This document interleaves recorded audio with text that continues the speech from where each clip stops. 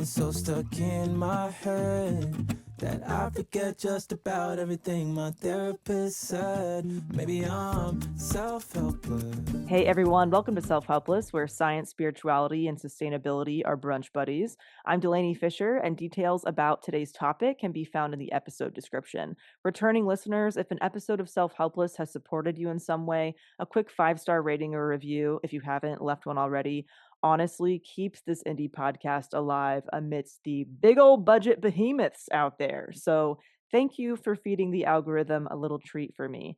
Ad-free episodes are now on Patreon at patreon.com/selfhelpless, and info about some free goodies will be shared in the outro. Okay, it's podcast time. What do you think is more prevalent or damaging, mommy wine culture or daddy beer culture, or both? Ooh, uh-huh. Oh, man, that's a good question. I think right now it's mommy wine culture because moms are being targeted, women are being targeted more than ever. Men have been targeted, right? The dad, the guy, the beer, the whiskey. And so now that's why we see these spritzes and flowers on bottles and, Yes. pink. Like, hey, guess what, guys? If you make it pink, they'll buy it. We are now being targeted. And then also as moms, that alcohol is required in motherhood. It's just so damaging for moms, and not only moms, but for society. That means moms are drinking more than ever, getting addicted, and then waiting until we're addicted to say, okay, now it's time to stop. That doesn't make any sense. Right. Or you have alcohol being sold as like a health food now with Oh, adaptogens in it and oh my God, electrolytes right? and And like, what pairing is with an yoga. adaptogen? No one knows. No one knows what an adaptogen is, What? right?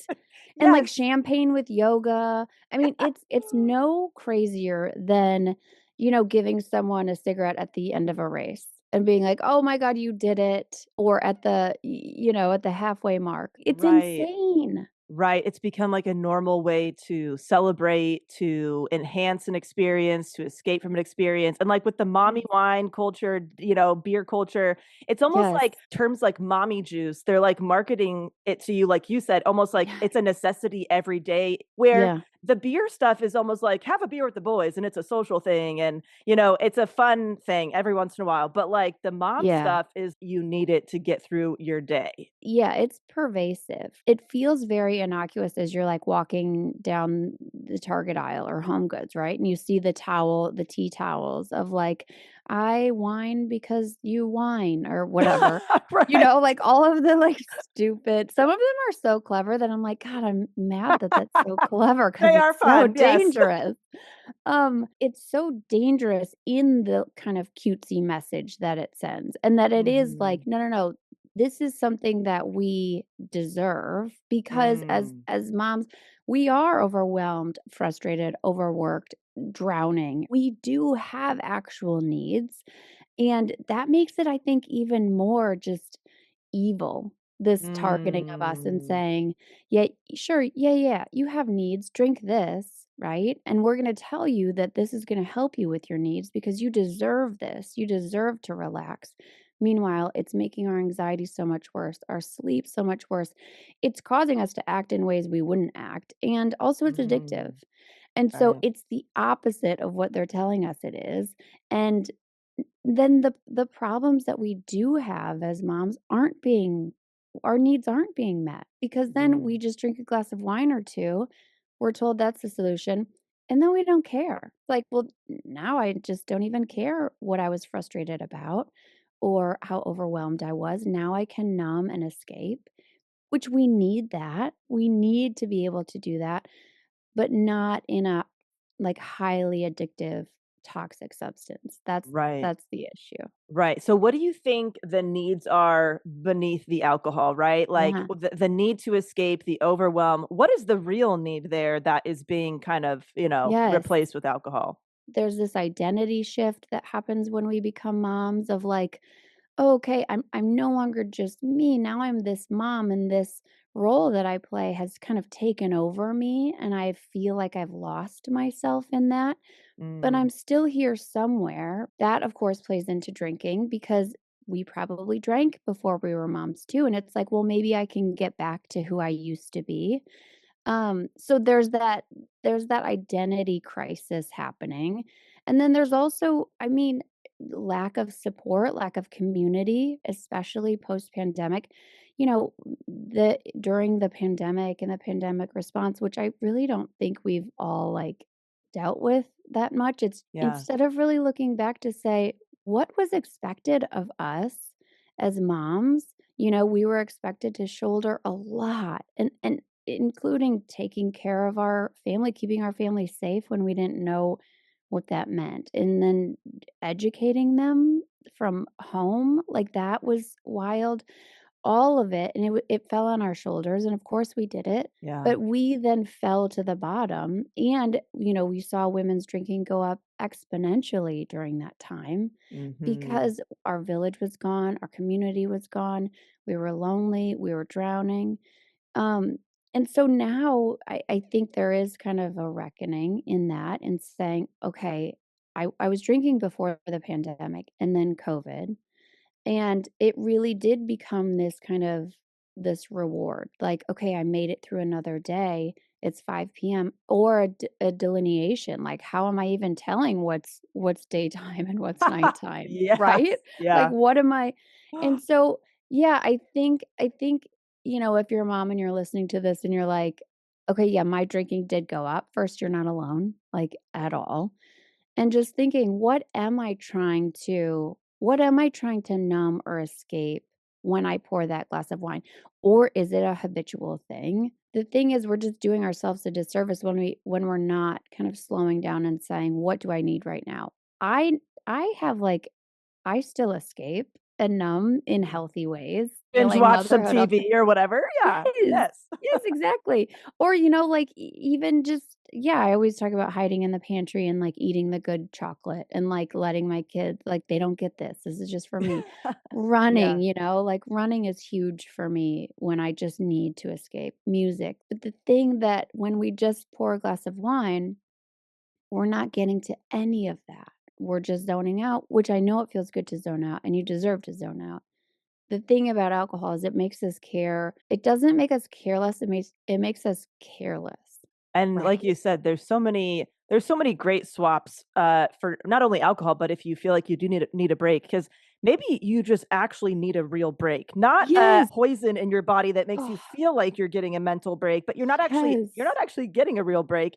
And No, I no longer drink. I stopped drinking a little over a year ago, but I had good experimented. for you. Thank you. I had Yeah, experimented here and there, 3 months without alcohol, a year here, 6 months here. I'd always kind of been played around with it. But I absolutely increased my drinking during COVID. I feel yes, like lots of delivery, lots of red yeah, wine. And I'm not a mom, but I have had a similar relationship with alcohol to you, like you describe in your book. And so many yeah, women can relate to the reasons that we drank in college, or, for high school for me, or, um, yes. if you were given a chance to like sit on a board of a major beverage company for a Oh, day, that would um, be so scary. right? Anyone who knows me would be like, "Oh my god, I can't even see it." But like what's like one policy that you would try to push to kind of disrupt this pipeline targeting moms with alcohol? What do you think the solution might be? Do you think it's more honest marketing? Do you think it's just let's take alcohol off the menu as much as possible and start making mocktails, more and more Yeah, popular? I love this. Okay, is this a board for the alcohol companies? Sure, it could be for the alcohol Okay. companies or I'm any I'm, like, any getting beverage. I'm getting really into it. This I'm is like, a "Okay, job so, interview, like, what actually. do I wear, first of all?" I know. I just think about when I quit drinking, all everything that I didn't know. I quit drinking when I was 39, and I didn't even know alcohol was addictive. I Mm, didn't know it caused cancer. I didn't know. So, I think part of it is education, right? Whether it's yeah. that black box warning, that's on cigarettes. This actually is highly addictive and is linked to 7 cancers. It would have to be like a side Laundry would be list of black issues. and, like yeah, and skull and crossbones. Yeah. Um, that's the thing about all of this is it's marketing and the marketing is just ingenious because that's how marketing works when you don't know you're being marketed to. Oh man, I think about like Susan G. Komen and breast cancer research and sometimes I don't know if they're partnering with the alcohol companies or something's happening because many times you will see like breast cancer things sponsored by White Claw or something. I'm making this up Mhm. as an example. I Right. think that should be yeah, Illegal. illegal. I Yes. get my gavel and I'm like, "No to that," and they're like, "Okay, Madam Board President, we hear you." I don't know what they're called. Um, I think just telling the truth, there's a drink in Target called Mom Water, and it's a vodka drink. Oh, Isn't that wow. insane? Wow. It Yeah. It's it gotten to sounds like that point. it sounds like amniotic fluid. It's not. It might as that would be better. And it's when you think about just societally, we need moms to be okay. Yeah, I know that for me, one of the books I had read a little while ago was "Quit Like a Woman" by Holly Yes, Whitaker, right? so And good. that description of alcohol is literally ethanol, the same thing that they put in jet fuel, right? Like Yes. that will never leave my brain. And Yes. what if you had to market alcohol like that? Exactly. This is rocket fuel, baby. Like this is Yes. Like, that's what if what you people told the buy it. truth? Yes. Like, this is in the cleaning solutions, in the all yes, this is the same thing. Like, that's insane. Yeah, it doesn't look so good with yoga now, does it? Right? Right, right, Like, exactly. jeez. What kind of research or findings do you think influenced you the most to Mm. become a non-drinker? Any Yeah. kind of studies that you read, anything that sticks out? This Naked Mind by Annie Grace was huge for me. As someone who I have OCD and mental health is always just top of my Mhm. list. Mm. Like my mental health needs to be okay as far as anxiety and OCD. And I had no idea until I quit drinking. And then I started listening to This Naked Mind. I had no idea how alcohol affected my mental health. And this Ah, is someone who has been in a lot of therapy. I have a psychiatrist, 0% discussion about alcohol right. and my mental health. And so when I started to really dig into, okay, you know, yes, I thought that a glass of red wine at night was going to like calm me and stuff, but really what it's doing with its spiking cortisol and then totally messing with my serotonin and dopamine, even when I'm not drinking it, Mhm. I think that probably stayed with me the most. As someone like I will do anything to help my mental health. It's as important as my physical health. And so then when I learned that and when I heard that I was like I first felt so, duped. Like Mm. why wasn't that a conversation? How much are you drinking? Just an education piece. Would I have, like, quit drinking right there? No, probably not, because we don't tell the truth on those things anyway, which they know that, I guess. But also, like, it wouldn't have been just a green light, like, Yeah. no yeah, nothing to see here, keep going. But even just a conversation about, yes, alcohol makes anxiety so much worse, OCD so much worse, all of depression so much worse. That I think that, Oh my yeah. gosh, yes. So oh, yeah. I mean, they even have a cutesy name for it, hangxiety, right? To make it Yes. seem like it's not a big thing. It's Yes. minor. But I mean, I know for me that almost every time I drank, I, had feelings of guilt and shame and Mm. really high anxiety at least the next day. And then Oh, finding out that alcohol stays in your system for what, 4 or 5 days, almost a week, right? So if yes. you are a weekly drinker, Yes. it's in your system 24/7. Yes. You Yeah, don't have it without it. Yeah. you're never getting rid of it, which means it's at play on every part of your body, every part of your brain, your mood, your ability to find joy. I think that stuck with me too of like the things that, you think about being a kid. When I quit drinking, I started to go back and I was like, when did I start drinking? I was Mm. 15, 16, Me too, right? yes. Right? And so Yeah. then like W what felt joyful to me before that? This, like, childlike joy that I had lost along the way. Alcohol plays a huge role in that because we are just the chemicals in our brain make it us unable to find joy in the things that we used to find joy in. And so Mm, we're seeking this dopamine rush that we get for like the first 20 minutes, and then it crashes and it never recovers. And then we're still drinking, trying to get those first 20 minutes back. yeah. And when you take that out, and there is that period where when you take it out, it is sad. It's maybe one of your longest relationships if you started drinking in your teens. Oh god, And good point. right? Like, Yeah, alcohol did do like, we're yeah, not lunatics. Like, alcohol did serve a purpose. definitely, And yes. so then taking that away then, there's probably a period of mourning and stuff, but then there does, at least for me, it was kind of more of a discovery of like, "Ooh, like, wow, I'm feeling feelings I really haven't felt deeply in a long time." And that can lead me to things that I love and things that I find joy in too. And, so that helped me just kind of fall back in love. It is like the high on life kind of thing, like from the 90s, like I'm high on life, you know? Right, and, people will ask me, "Oh, why do you not drink anymore? Why'd you stop drinking?" And really, it's basically I'm more excited not to drink than I am to drink. I am more Oh, that's excited about amazing. I'm more excited knowing that I'm gonna wake up in the morning early because naturally I'll feel good with Yes. my hot cup of tea, go on a Oh, little walk, whatever. I get more excited to just live my day to day than to drink and know that it's going to impact me in a bunch of negative ways, and it's not worth, like you said, that 20 minutes of, "Oh, this feels yes. kinda good."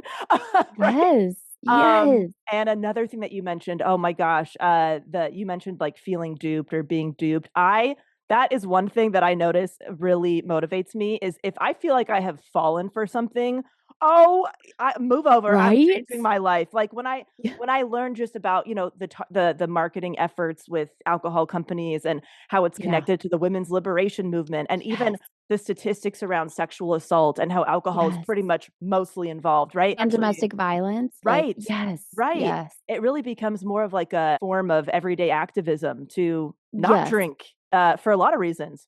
Oh, 100%. I always say, like, if you're a feminist, y look into big alcohol, right? Just Yeah. look into it because there will be some rage there, and I love the rage. The rage propels me. It's insulting thinking that just put a pink label on it and we'll drink it, and we won't ask any questions. Oof. Yeah, no more. The irony of being marketed something that is actually harming not only you as an individual, but, like, women as a collective is actually Yes. really, shocking to learn about. And when you think about just going on that for a little, like, if you think about the ladies drink free nights, right? Yes. Like, Oh, all of that, yes. it can get so dark really quickly. That was part of my story, and you mentioned the shame earlier. That can, like, keep us stuck about the shame of the things that we did when we were drinking. I was a blackout drinker in college and in my 20s, and so that did include me waking up with men that I didn't know, wouldn't have,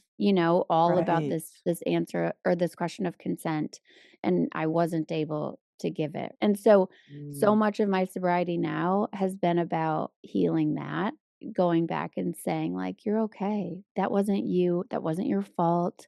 You didn't do this. That wasn't your fault." And that, I mm. think, the more we can just point that out, because I do think that's a lot of women's stories, and there's shame in it of like, "How could I Right. have let that happen?" But it wasn't your fault. Right. No, thank you for bringing that up. I know that when I started reflecting on all of my uncomfortable experiences with men in the past, Yeah. every single one of them Yes. almost included alcohol in some way, Yeah. whether it was a drinking environment. Maybe I wasn't necessarily drinking, but they were, or I was drinking and they weren't, or both of Yeah. us were. And that is, yeah, it's very telling. Um, Yeah. how did your relationships change when you stopped drinking, whether it was friendships or otherwise? Yeah. I always get asked about my husband in particular. Oh, You yeah. know, it was kind of, I consider it like my first radical act in sobriety, that the day that I decided to quit drinking, I didn't ask my husband, like, what he thought, if he, Ah, would join me. Um, I didn't ask him his opinion, which is pretty crazy. I mean, we've been married a long time. He's my partner. I would normally ask him that. But the fact that it didn't even really occur to me to ask him, like, I wasn't open to any feedback, and I also didn't expect him to then quit drinking too. I'm Ah, not Yeah, I really just was, like, myopic. I was just focused on myself with as a mom, at that point, I had a 5-year-old, a 2.5-year-old, and a 3-month-old. And so, like, for me wow. to just be like, "Alright, guys, I'm gonna focus on me," I did it in a way that a mom of 3 can, but I really became like I kind of carved my way out to put myself, if not first on the list, then at least toward the top because I knew I had to figure this thing out and I was like on a quest to do it. And I was Mm, like, you guys, this is just on hold. Like I'm probably not going to be a super mom right now, and that's okay. I'm not going to be the best wife in the land and that's okay. I got to work on this first. yeah. Friendships were kind of the same, I think I was the silver lining of the pandemic was that so I quit drinking in January 2020. If you're trying to figure out what to gift your loved ones and you want to get them something that they're going to love, but also will use pretty much every day, you have to check out Cozy Earth. These are such practical, thoughtful, high quality gifts that can be enjoyed every day, all year round. I have their bamboo stretch knit pajama set. It is the softest thing that's ever touched my body. They have this bubble blanket. It's got a nice weight to it, but it's not too heavy. And then Cam really likes that it keeps us warm when we're using it, cuddling on the couch and stuff, but it doesn't get too hot. So it's a really nice happy medium. It has become such a hit in our house. It's just something that people immediately notice when they walk into our living room and they want to touch it and try it out. So absolutely makes such a great gift. Cam and I are obsessed with their bamboo sheet set. They are 100% viscose from bamboo fabric, so it's very breathable. And when we opened the package, we ended up touching the sheet together for the first time, and we seriously locked eyes and our jaws dropped and we were like, okay, I guess this is the brand that we buy for our bed forever because we have never felt sheets like this before. Black Friday has come early at Cozy Earth. Right now, you can stack my code HELPLESS on top of their site-wide sale, giving you up to 40% off in savings. These deals will not last, so start your holiday shopping today. I personally like to get my shopping done early, and if you get a post-purchase survey, be sure to mention that you heard about Cozy Earth on Self-Helpless. Wrap the ones you love in luxury with Cozy Earth. Wow. Came next, right? I Oh, know. you had I'm to like, find some how other did I coping mechanisms quick. Yeah, Yeah. and that I didn't have social pressure. Like, that Oh, that yeah. period of hibernation that I think sobriety almost requires just to be able to focus on yourself and what you're learning and kind of, sort through your stories without figuring out what they will think and what I will say when I go out to the party. I didn't have any of that. So I was really able to just like focus on myself and my home and not worry about outside, which I think was extremely helpful.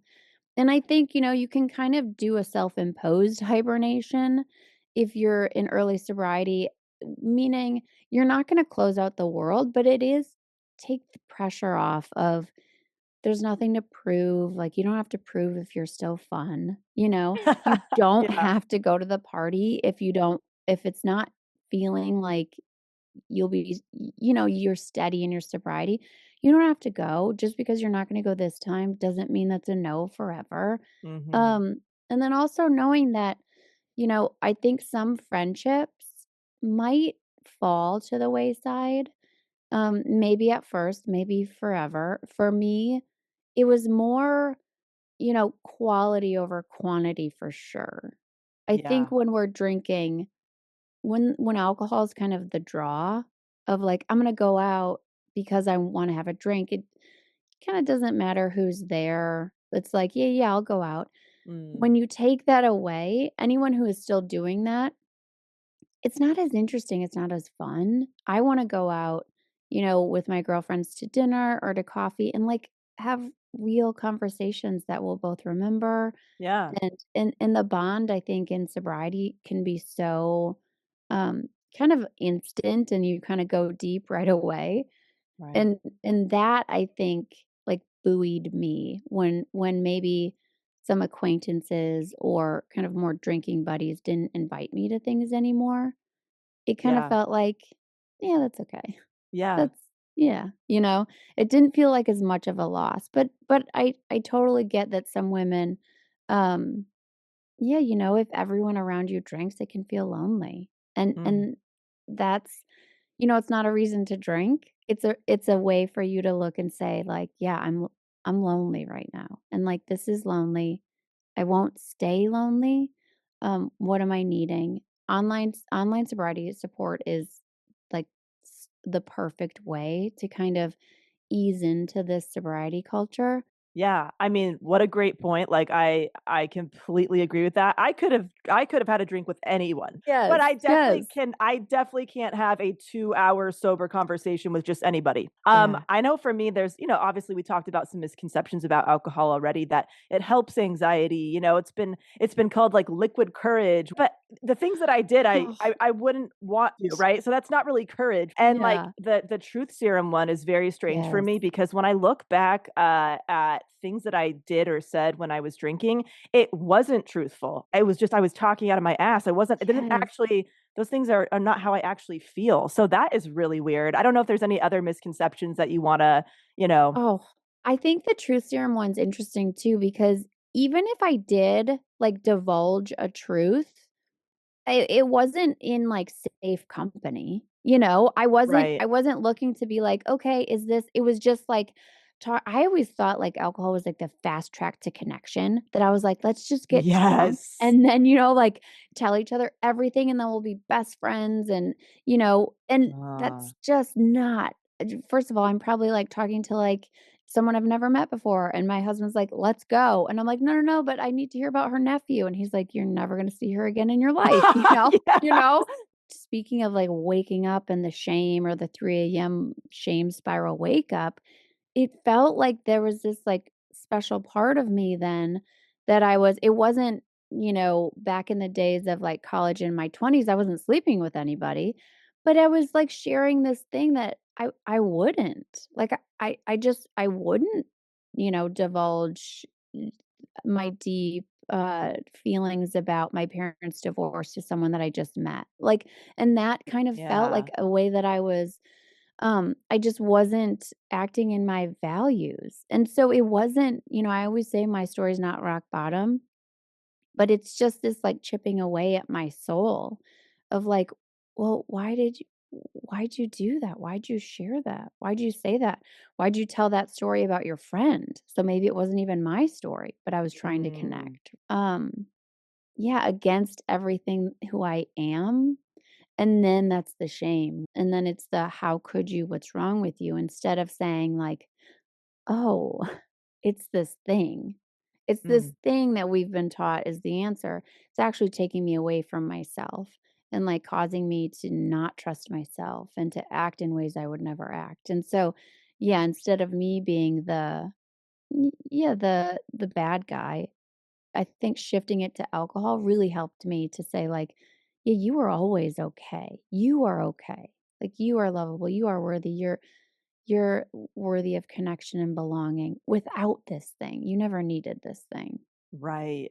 You Yes. know? Yes, and, like, yeah, like you said, I mean, waking up with Yeah. not only a Oh. hangover, but a vulnerability hangover, that's so Oh. fun, and like you said, I can, like, feel the it in my and, it's funny when well, it's not funny, it's very understandable when people drink because of social anxiety, right? Which Yes. is, like, a very common thing, like, I'm gonna have a couple of drinks before the party, and then when I get to the party, I gotta drink because that first 10, 15 minutes but then the social anxiety is, like, 100 times the next morning when you don't remember what you said or you're, like, Right. waiting to see, like, your text, like, "Did I piss somebody off last night?" Or, Yes. Oh instead my of just gosh. saying, like, "I'm probably gonna be awkward the first 10 minutes of the party, and that's okay." Oh, that is such a great point, like, might as well be awkward for 10 minutes instead of, like, Yes. 10 years when you say Oh, something that you can't get back, right? And yes. like you said, the fake connections that alcohol can Oh, make, like, it reminds me of all the friendships I made in women's bathrooms where, yeah. you exchange Yes. the numbers, you take a picture, you share the photo with each other the next day, and you never see Ye them ever again. ever. But, okay, let's say somebody's tuning in, and I absolutely was this person too, where, look, all these points are good. I agree with you. It's not good for me. It's making things worse in some areas than not. But It is the only thing I look forward to at the end of the day. It gets me through my day. That glass or two of red wine, I Yeah. can't lose that. It's making my life better right now. So basically, I don't care, right? Right. I mean, I think that there is part of that, well, first, you probably care a little if you're listening to this episode. Like, Yeah. just a little. If you saw the title of the episode and you're like, "Hmm," there might be a little part of you that's like, "Yeah, maybe," and that's okay. Like, that's all you need right now. I think that there's a huge difference between drinking with the blinders on, which is not knowing it's ethanol, not knowing how addictive it is, not kind of hearing from the other side, and not knowing that you qualify for sobriety. You don't have to call yourself an alcoholic. You don't have to wait to lose more, right? Like Yes. you Yes. can stop drinking. So knowing that and drinking is so much different than probably how we used to drink. And there is this time when you think, yeah, maybe, but maybe not. Or you might do a dry January, after the holidays, and then you kind of get to see life without it a little bit while probably counting down to when you can drink again, like it's a Right. right? Like it's a privilege. All of those things I think are great. I think just being able to talk about this thing that's been in our lives that we've kind of been taught not to talk about, I think any sort of conversation that we're having about it is good. And any sort of thing that you're noticing, like maybe tomorrow you notice that, yeah, I had 2 glasses of wine, nothing bad happened. It was fine, but I am waking up this morning just feeling a little dusty, Mhm. or just feeling like, ugh, and I wonder, or maybe I feel like some dread and I'm not used to feeling dread. Or Right. just my anxiety is a little bit worse and I don't know why. Could it be? Just Yeah. all of those questions, that's just where it starts. If you are used to drinking and you're like, God, I just count down to this wine, but I don't think I like it anymore. I don't think I like it as much as I used to, or I think I'm outgrowing this thing. I am feeling the effects more. I would say follow that. It doesn't mean you have to quit drinking tonight. Follow that. And so look up some sobriety podcasts. Look up Quit Lit. That is like a little spark in there. And just follow that. And then way leads on to way. You might Yeah. never feel ready, or we assume that quote unquote normal drinkers, it hurts me to even say that because it's not a thing, that they Mm. somehow are immune to this thing. Um, they're not. We're just really good at not talking about it.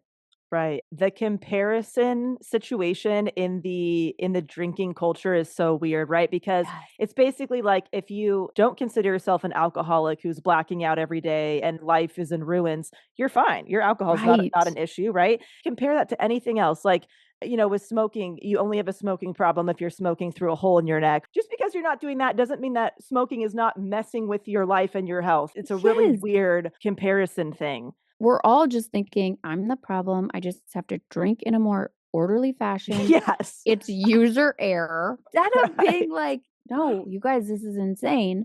Alcohol has shown us what it is. It's not going to change. We can change. That's the good part. But that thing's going to stay the same. And I always assumed alcohol or sobriety was like, I would kind of always want to drink and always miss drinking. And it would be like in the shadow of alcohol. And it's so not. Yeah. It's just not. Not having to think about alcohol is freedom. And you Yes. don't have to think about it because there's no mental energy, there's no calculations, there's no like, am I going to tonight? How much? There's just none of that.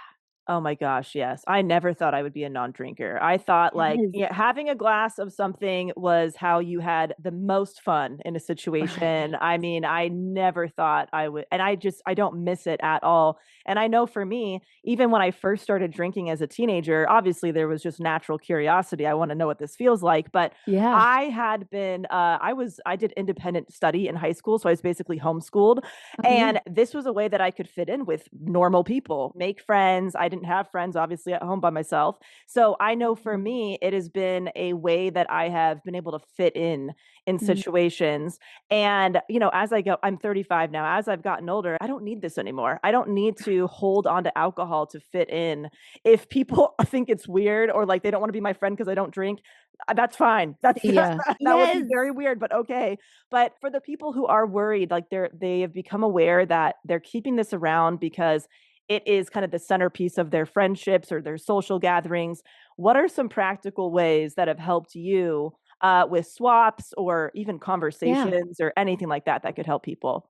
Yeah, I think that, mocktails are a great choice. Like if you are going to Right. dinner, if you're going to a party, sometimes we're like, "Well, what am I going to do with my hands?" And like maybe I don't want to just have a sparkling water. Mocktails are a great choice. This is one of those things in sobriety.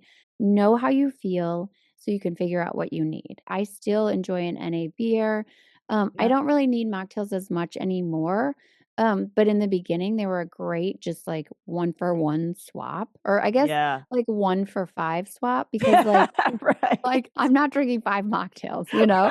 I don't feel Just like going to the 1. bathroom every 5 Yeah. seconds, I'm so like, "Oh, I'm hydrated. I'm good." right. Um, yeah, and so it's just, like, a checking in to see, like, is this triggering me or is this actually helping me? I always like to have an exit plan before Oh, I go into it yes. just in my head because you'll find, you probably haven't been around drunk people much as a sober person, right? When you're first Yes, it's starting so out. weird. Yes, Yes. it's so weird. Yes. And you will notice a lot of things. So you'll notice everybody's speaking louder and louder and louder, start repeating themselves. If I'm at a party, I'm like, I'm definitely home by 10 because it just starts to get not fun. It's interesting to see. I always think it's interesting to see alcohol up close. And like, oh wow, I can really see how this is affecting, you know, you and you're talking and you're walking and you're like, wow, it's kind of like a master class in what alcohol does to our faculties and everything. But then having a plan to leave earlier, you just don't have to stay because it's not They fun. won't even notice that you No, leave. they won't even notice.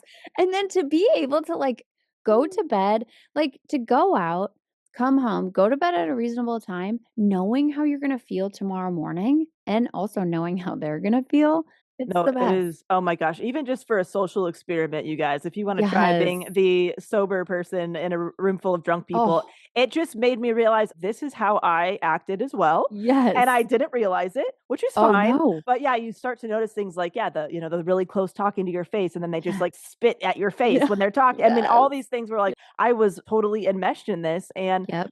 I'm okay not to be doing that anymore. It's To each okay their to own, but yeah, clock yeah, out. Well, and I think our first kind of fear as I talk with women are like, what if I'm not invited or what if I'm not included? Which I totally yeah, understand and that's valid and you can work through that. But also, this does highlight, okay, but what if I don't want to go? yeah. Because it's not what it used to be. And it's okay. It's okay if you don't want to go or if you want to leave early. Yeah, Absolutely. I love having a drink in my hand at a party. Water and lime, it looks like totally. alcohol because I just don't like to field all the questions anymore also, Yes. right? Like, let me just blend in because I am tired of answering Oh, why I don't drink or yes. whatever or what made change my mind. Or am I an alcoholic? Nope, I just Yep. decided I don't want to put poison in my body anymore. But Yep. I now when I have friends over, we have tea time, we have mocktails, or they bring their own alcohol. Like I don't care if people drink around me. It's just Same. I mean, there's so many other drinks besides alcohol. Oh my god, to think I just used to drink the same thing over and over, like the same red wine Right. over and over, or the same type of beer just over like, there was no variety because I had, like, had my drink and Yeah. that was it, and in sobriety, there's so much variety and you get to, play with flavors and spicy and yeah. What are the biggest changes in your own life since you've stopped drinking? Oh my gosh, yeah. So I quit drinking, let's see, like over 5.5 years ago. At that time, everyone in my life drank. I Yeah. was the only one. Shortly after that, my brother quit drinking, and Mm. then my mom quit drinking, Oh, and then wow. and then my husband quit drinking. And so now I am Wow. surrounded by non-drinkers. I mean, a lot of my friends still drink, and that's totally fine. But I also have sober friends from my sober community, which is amazing. And so I am surrounded by non-drinkers, which I would have never thought. I just, I live in the Midwest. I'm from Wisconsin. Like I live in Illinois. Oh, We're how funny. drinkers. My husband's from Illinois and went to college Really? in Wisconsin. Yeah. Oh, really? He's from Yeah. Rockford, Illinois. I don't know where you're Oh, at, but yeah. yeah. Yeah, yeah. I'm on the North Shore of Chicago. Oh, But, like, nice. we're drinkers, and Yes, the yes. idea that I would be surrounded by not I could not have fathomed it, and it just points to, like, well, someone has to go first, you know? Mm. Like, okay, let it be you, like, someone has to go first, and it's not a case of pressuring or anything like that, but there is power in, like, this silent influence of a sober person.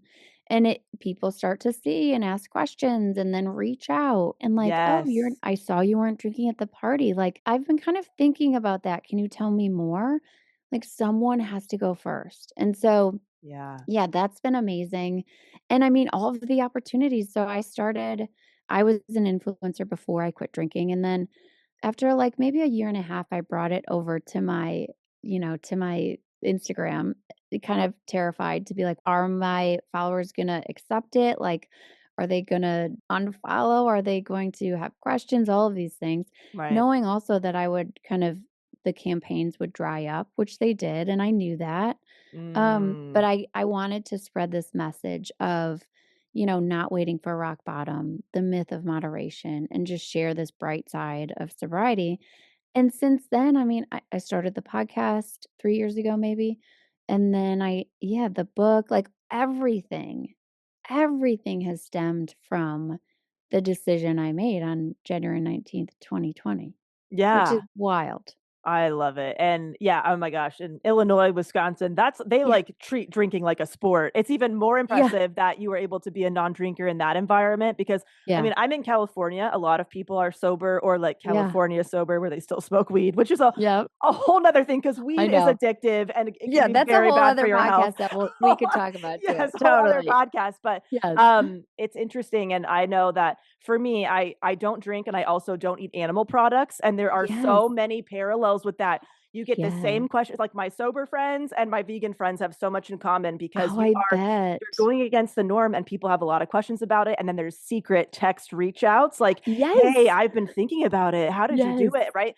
So it's interesting how you don't have to go around, carrying a sign and Right. protesting, right? Like, just like you said, you can be an example, and that is enough for people to start thinking, "Oh, wait, there's another way to do like, there's another Yes. way to be, there's another way to live. I'm curious about learning about it." When the people in your life also stopped drinking, was it Yeah. because of your example? Did you kind of give them little Yeah. tidbits every once in a while, Yeah, I kind of they were like my first, because the sober shift is all about changing your entire perspective on alcohol and sobriety. And I kind Mm. of do it each chapter by chapter. Like I would kind of, not push. I was very careful, especially with my husband, not to put him in a position to defend alcohol. Like if he was feeling not great the next morning, I wasn't going to point it out. Just let the natural consequences take effect. And Yeah. he knows, like he's not like, huh, I wonder why Yeah. I feel like shit. Like he knows.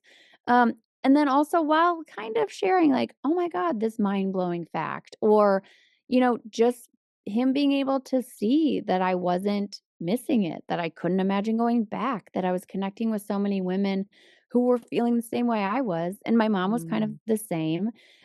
Yeah, my brother always jokes. He's like, "Yeah, I quit drinking, but I didn't start a podcast about it." Well, you could, you should. A Yeah, sober so bro. yeah, the sober bro. Oh my God, he's gonna take that. But it's been just so amazing. And then there isn't any kind of like family pressure, because I know that can be a thing too of it, especially in the Midwest, if you grow up, when your family drinks and that's how you bond. Sometimes we get pressure from our families like, "Oh, you're not fun anymore." Or, they just don't understand. And maybe they just don't understand yet if your family's kind of Mm. feeling like that. Yeah, maybe they don't understand yet. So, yeah, but Yeah. it's been wonderful. I think it's great. And like you drove home the message, you don't have to hit a rock bottom to stop Yeah. drinking. And whether you want to call yourself sober, non-drinker, or not even label it any at all, like Yeah. whatever you want to call it, right? It's weird that we Yep. have to label, I think, what should be the norm, right? It should be the norm Yes. to not put poison in your body. And then we label the The drinkers. It's very right. weird. Yes, But it is. if somebody is tuning in right now that isn't sure if they want to stop or whatever, or at least ease into that, what questions would you encourage them to ask themselves about their Mhm. relationship with alcohol, just to kind of Mm. start the brainstorming? Yeah, I think a great one is, how old was I when I started drinking? And what was going on in my life at that point? What was I needing? What was I searching for? Was it connection? Was it to feel like I fit in? Was it belonging? Was my family life, was I wanting to escape my unhappy family life? And what was going on then in my life? And what's going on now in my life? Am I still wanting to escape my family life? Or, is my Yeah. family life pretty great? And maybe is it everything that I've wanted? And so, I think when we start to look back about the why did we start drinking? And then realizing that there is an outgrowing probably happening, and that's something that served you now might threaten everything that you have. Mm. I think follow that thread and be really compassionate with yourself as you do it. No shoulds or, what's wrong with you. Instead, just follow this thread of, why did I start drinking, and why do I drink now? Like, what is it doing for me now? What could I reach for instead? If it's connection, how can I find true connection? Yeah, follow that, because I think it'll probably lead to a lot of answers. Beautifully put. Thank you. Suzanne, I loved this chat with you. Where can Me people find too. more about you, your work, all that good Yeah. stuff? Yeah, so I'm on Instagram at Suzanne Warye, and I have the Sober Mom Life podcast every Monday, and my book is everywhere you find books. It's called The Sober Shift. Thanks for hanging out with Self-Helpless. Feel free to share this with someone who could use it, and you can binge related conversations linked in the show notes. Ad-free episodes are now available on Patreon, and because I'm practically allergic to social media, the best way to get notified about new episodes is to subscribe wherever you get your podcasts, or join the email list at selfhelplesspodcast.com, where you will also find some free goodies like a watch and read list and the quote buffet. All right, love you big time, and thank you so much.